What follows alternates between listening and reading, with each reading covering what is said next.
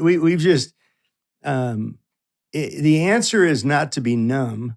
Yeah. The answer is not to be ambivalent. The answer is to love our fellow human Yep. and accept that they have a different perspective Yeah. than I do. You know, as you well know, my dad was I grew up in a political family. I grew up in politics. My dad was a state legislator and a King County councilman. And he, you know, my brother and I hung out quite a bit at council chambers. We hung out down at the state capitol. I think much to the chagrin of people trying to do work, but I think we were running around maybe not being, I'm sure, you know, super quiet. But the thing I remember was that my dad was a Republican.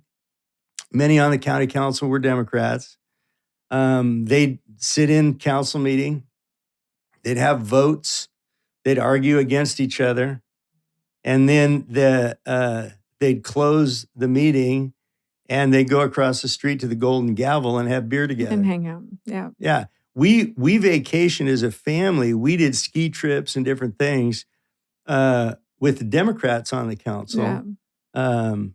Not as much the Republicans. And it was a mutually respectful environment where people had healthy, honest, vigorous debate. Yeah. But still respected each other. We need to get back to that. Yeah.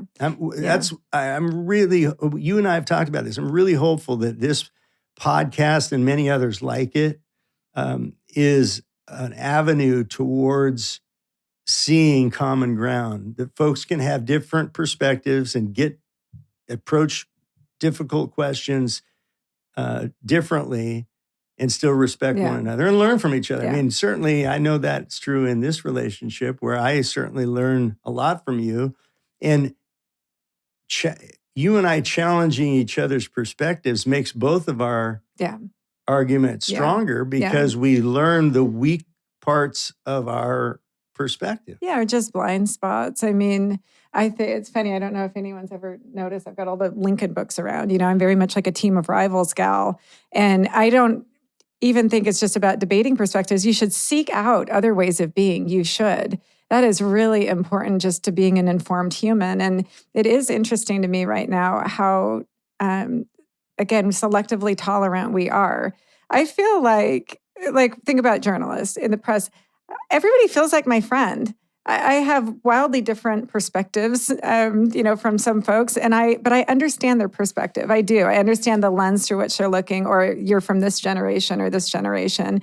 And I'm not offended by any of it. I'm not. And they actually, collectively, I think because I talk to so many different types of people, it does make me a lot better.